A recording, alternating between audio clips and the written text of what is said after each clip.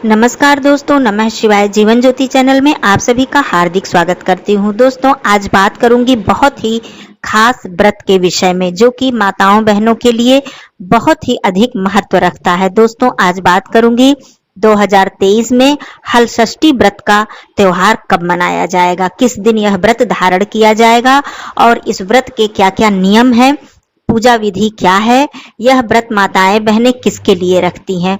दोस्तों, यह व्रत बहुत ही खास व्रत माना जाता है। इसे हलषष्ठी व्रत, ललही छठ या फिर हर छठ या तीन छठी के नाम से भी जाना जाता है। दोस्तों, यह बलराम जयंती के रूप में भी मनाया जाता है, क्योंकि इस दिन श्री कृष्ण जी के भाई बलराम जी का जन्म दिवस भी माना जाता है। तो इस दिन बलराम जी की जयंती भी मनाई जाती है। दोस्तों, 2023 में हलषष्ठी व्रत की बात करूं तो यह व्रत 5 सितंबर दिन मंगलवार को मनाया जाएगा। षष्ठी तिथि प्रारंभ हो जाएगी 4 सितंबर दिन सोमवार को संध्या के समय 4:42 पर और यह समाप्त होगी 5 सितंबर दिन मंगलवार को संध्या के समय 3:46 पर। तो इस प्रकार से उदया तिथि को देखते हुए माताएं बहनें 5 सितंबर दिन मंगलवार को यह व्रत धारण करेंगे। दोस्तों, इस वीडियो में पूरी संपूर्ण विधि आप लोग जानेंगे, नियम क्या क्या हैं, और सबसे खास बात कि जो भी हमारी बहनें पहली बार इस बार व्रत को उठाना चाह रही हैं, पहली बार वो व्रत रखना चाह रही हैं, तो मलमास लगा हुआ है, तो क्या इस बार व्रत उठा सकेंगी या नहीं, उनके लिए क्या क्या नियम है, ये सारी बातें आप लोग जानेंगे। संपूर्ण जानकारी के लिए वीडियो में आप लोग अंत तक बने रहिएगा। चैनल पे पहली बार हैं तो चैनल को सब्सक्राइब कर लीजिएगा। वीडियो पसंद आता है तो इसे एक लाइक जरूर कीजिएगा। कमेंट बॉक्स में जय षष्ठी मैया जरूर लिखिएगा। दोस्तों, सबसे पहले मैं बता दूं कि इस व्रत के मुख्य नियम क्या हैं। इस व्रत का जो मुख्य नियम है वो कुशा का पूजन, अर्थात जो कुश घास होती है, कुश का जो पौधा होता है उसका पूजन किया जाता है। और इस व्रत में जो मुख्य प्रसाद होता है वो महुआ का प्रसाद होता है और तिन्नी का चावल, जो लाल चावल होता है, पतला चावल, तिन्नी का चावल उसे बोलते हैं। कहीं कहीं किसी किसी क्षेत्र में इस चावल का कोई और नाम भी होगा, लेकिन हम लोगों के यहाँ इसे तिन्नी का चावल बोलते हैं। तिन्नी का चावल और भैंस के दूध की दही, गाय के दूध का प्रयोग इस दिन नहीं किया जाता है। गाय के दूध से बनी हुई दही और घी का प्रयोग इस दिन नहीं किया जाता है। तो भैंस के दूध से बना हुआ दही और घी का प्रयोग किया जाता है। महुआ के पत्ते का प्रयोग भी पूजन में किया जाता है। तो ये मुख्य रूप से सामग्री तिन्नी का चावल, भैंस के दूध की दही, महुआ, ये प्रसाद मुख्य रूप से होता है इसमें। अब आइए जान लेते हैं इसकी पूजा विधि क्या है। देखिए दोस्तों, अलग अलग क्षेत्रों में पूजा विधि में थोड़ा बहुत बदलाव होता है, अलग अलग प्रांतों में विधि थोड़ी अलग होती है, लेकिन मुख्य रूप से पूजा एक ही प्रकार से की जाती है। इस दिन माताएं बहनें सुबह सवेरे स्नान आदि करके नया वस्त्र धारण करती हैं। वैसे पहने हुए वस्त्र भी पहने जा सकते हैं, पहने हुई साड़ी भी माताएं बहनें पहन सकती हैं, लेकिन ज्यादातर माताएं बहनें इस दिन नया वस्त्र धारण करती हैं, श्रृंगार करती हैं और सुबह सवेरे सूर्योदय के बाद इस व्रत का पूजन किया जाता है, क्योंकि यह व्रत उदया तिथि में ही धारण किया जाता है।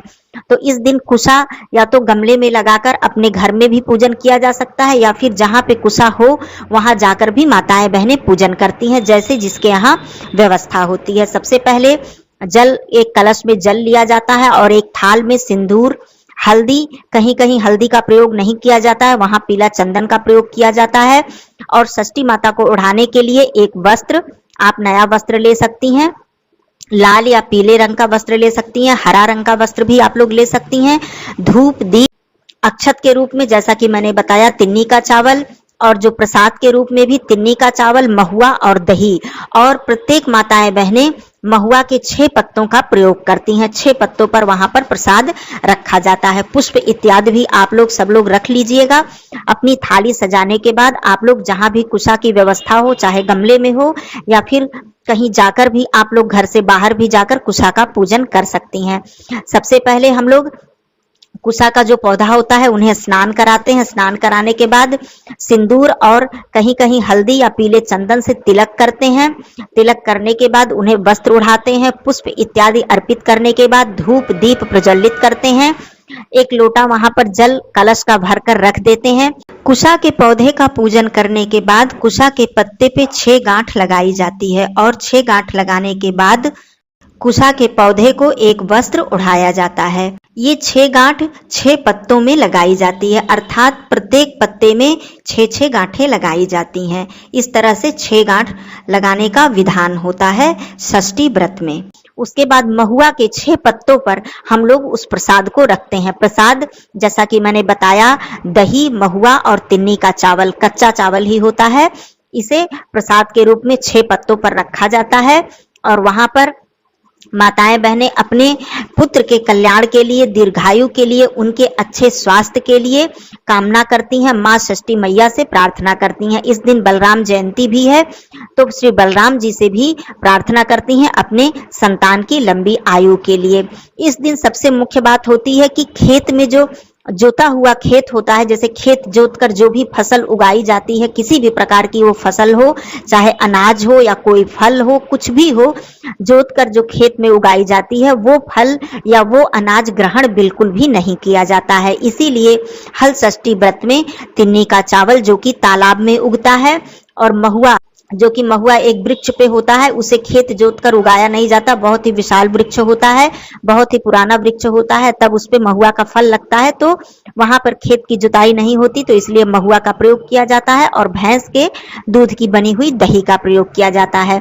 इस दिन माताएं चाय वगैरह भी नहीं पी सकती हैं, क्योंकि चीनी, चाय पत्ती या गुड़ का प्रयोग इस दिन नहीं किया जाता है। खेत में जो भी अनाज उगाया जाता है उसका प्रयोग इस दिन नहीं करना होता है। तो अब बात आती है पूजन की। कुशा की जो पौधा होता है, हल्दी, चंदन इत्यादि से जिस प्रकार से हम देवी देवता का पूजन करती हैं माताएं बहनें, और कथा का श्रवण करती हैं। कथा का श्रवण करने के लिए एक षष्ठी मैया का चित्र बनाया जाता है। जिस प्रकार से हम लोग सोमवती अमावस्या में सोना धोबिन का चित्र बनाते हैं, उसी प्रकार हल्दी या गोबर से षष्ठी मैया का एक सांकेतिक चित्र बनाया जाता है और एक सगरा बनाया जाता है मिट्टी का, जैसे एक गड्ढा के रूप में छोटा सा। यदि आप सगरा नहीं बना सकते हैं, नहीं व्यवस्था है, तो माताएं बहनें कलश में जल रखकर और सभी लोग बैठकर, वहां पे कई माताएं बहनें भी होती हैं और ऐसा भी होता है कि कहीं जहां घर में पूजन होता है वहां 1 या 2 ही बहनें हों, घर में अपने ही परिवार में पूजन करती हैं, जैसे अपनी सास हैं, जेठानी हैं, तो साथ में पूजन करती हैं, या फिर बाहर जाकर करती हैं, तो वहां बहुत सारी माताएं बहनें इकट्ठा होकर कथा का श्रवण करती हैं। कथा का श्रवण करने के लिए बीच में चाहे सगरा में जल भरा जाता है या फिर कलश में जल रखा जाता है, दोनों तरीकों से कथा का श्रवण किया जाता है। जो प्रसाद थाली में आपने रखा है, दही, अक्षत, तिन्नी के चावल का जो अक्षत होता है उसी को मैं अक्षत बोल रही हूँ।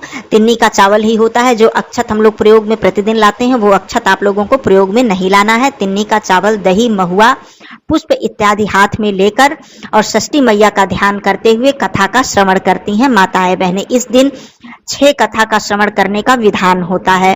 उसके बाद माताएं बहनें सोहर इत्यादि गीत भी गाती हैं, लेकिन कथा का श्रवण करना अनिवार्य होता है। तो इस प्रकार से सगरा या कलश में जल भरकर कथा का श्रवण किया जाता है और एक कथा समाप्त होने के बाद उस कलश में या उस सगरा में जो आपने हाथ में पुष्प और दही, चावल और महुआ का फल आपने लिया है वो उसे अर्पित कर दिया जाता है। फिर दूसरी कथा जब शुरू होती है तो दूसरी बार फिर हाथ में आप लोग उस प्रसाद को ले लेते हैं। इस प्रकार से 6 कथा सुनने का विधान होता है।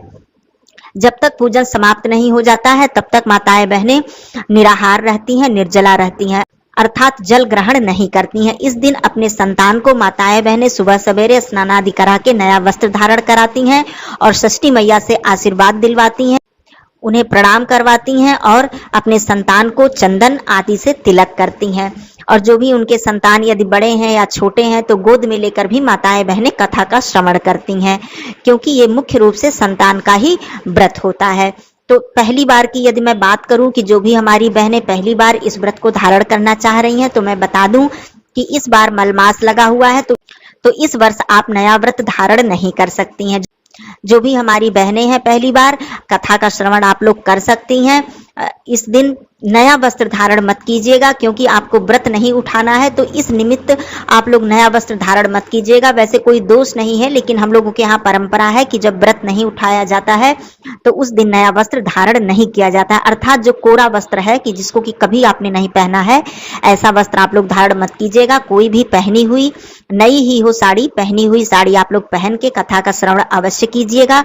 माँ षष्ठी मैया से अपने संतान के कल्याण की कामना कीजिएगा और प्रार्थना प्रार्थना कीजिएगा कि हे षष्ठी मैया, इस बार हम लोग व्रत धारण नहीं कर पा रहे हैं, अगले वर्ष मुझे आशीर्वाद दीजिए, विधि विधान से हम सभी लोग इस व्रत को धारण करें, हमारे संतान का आप कल्याण कीजिए, हमारे संतान को आशीर्वाद दीजिए।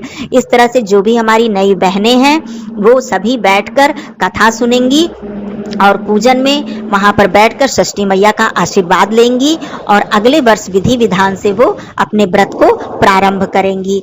तो इस तरह से ये हलषष्ठी व्रत का त्योहार मनाया जाता है। पूजन समाप्त होने के बाद, कथा समाप्त होने के बाद अपने जो भी घर में बड़े हैं सबका चरण स्पर्श करना चाहिए, अपने बच्चों से सबका चरण स्पर्श करवाना चाहिए, आशीर्वाद लेना चाहिए।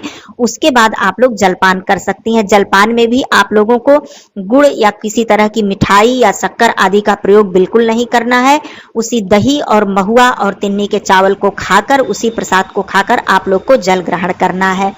और मुख्य जो प्रसाद होता है वो केरमुआ का साग, अर्थात जो साग, ऐसा साग, कोई भी साग आप लोग खा सकते हैं लेकिन वो खेत में उगाया गया ना हो, जैसे किसी के बगीचे में उगाया हो, कहीं भी हो, जैसे ऐसी मिट्टी हो जहां पे जुताई नहीं हुई हो खेत की, उस तरह की मिट्टी पर यदि वो साग है तब आप लोग खा सकते हैं। नहीं तो केरमुआ का जो साग होता है वो तालाब में मुख्य रूप से उगता है, तो आप लोग तिन्नी का चावल और केरमुआ का साग का प्रयोग कर सकते हैं, साथ में दही का सेवन भी कर सकते हैं। इसके अलावा कोई अन्य वस्तु ग्रहण नहीं की जाती है, कोई भी फल ग्रहण नहीं किया जाता है। षष्ठी व्रत का मुख्य रूप से यही विधान होता है। तो आप सभी लोग इस प्रकार से अपने व्रत को धारण कीजिएगा।